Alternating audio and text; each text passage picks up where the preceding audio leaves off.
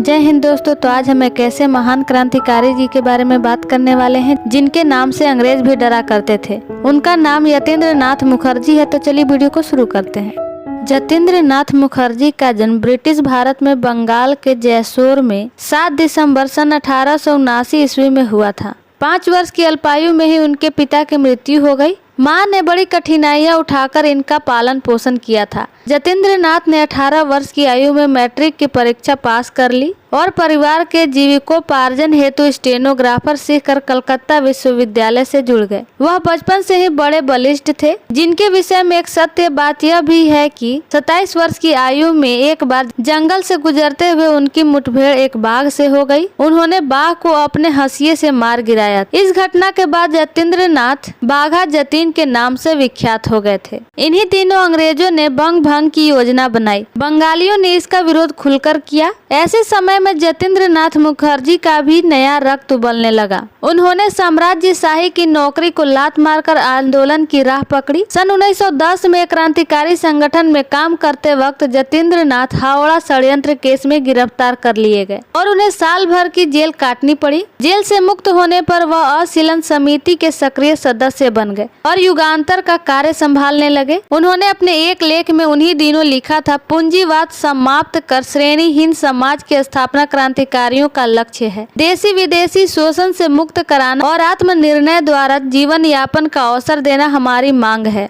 क्रांतिकारियों के पास आंदोलन के लिए धन जुटाने का प्रमुख साधन डकैती था। दुलरिया नामक स्थान पर भीषण डकैती के दौरान अपने ही दल के एक सहयोगी की गोली से क्रांतिकारी अमृत सरकार घायल हो गए। विकट समस्या यह खड़ी हो गई कि धन लेकर भागे या साथी के प्राणों की रक्षा करें। अमृत सरकार ने यतीन्द्र नाथ से कहा कि धन लेकर भाग जाओ, तुम मेरी चिंता मत करो। लेकिन इस कार्य के लिए यतीन्द्र नाथ तैयार न हुए तो अमृत सरकार ने आदेश दिया, मेरा सिर काट कर ले जाओ, जिससे कि अंग्रेज पहचान न सके। इन डकैतियों में गार्डन रिच की डकैती बड़ी मशहूर मानी जाती थी। इसके नेता यतीन्द्र नाथ मुखर्जी ही थे। इसी समय विश्व युद्ध प्रारंभ हो चुका था। कलकत्ता में उन दिनों राडा कंपनी बंदूक कारतूस का व्यापार करती थी। इस कंपनी की एक गाड़ी रास्ते से गायब कर दी गई थी, जिससे क्रांतिकारियों को 52 मौजर पिस्तौलें और 50,000 गोलियां प्राप्त हुई थी। ब्रिटिश सरकार को ज्ञात हो चुका था कि बलिया घाट तथा गार्डन रिच की डकैती में यतीन्द्र नाथ का ही हाथ है। 1 सितंबर 1915 को पुलिस ने यतीन्द्र नाथ का गुप्त अड्डा काली पोच ढूंढ निकाला। यतीन्द्र नाथ अपने साथियों के साथ वह जगह छोड़ने ही वाले थे कि राज महंती नामक अफसर ने गांव के लोगों की मदद से उन्हें पकड़ने की कोशिश की।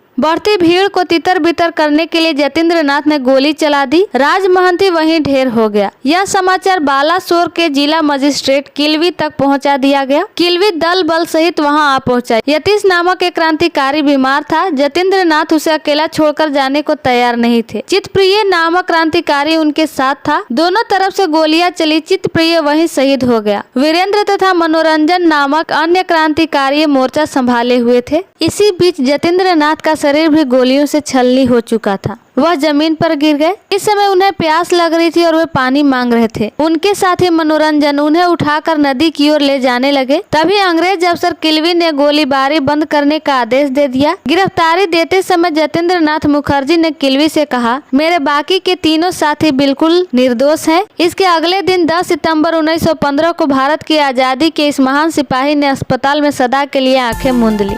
आई होप आपको ये वीडियो अच्छा लगा होगा। अगर अच्छा लगा तो हमारे चैनल को सब्सक्राइब जरूर कर लें ताकि आने वाली वीडियो की नोटिफिकेशन आप तक पहुंच सके। जय हिंद, जय भारत।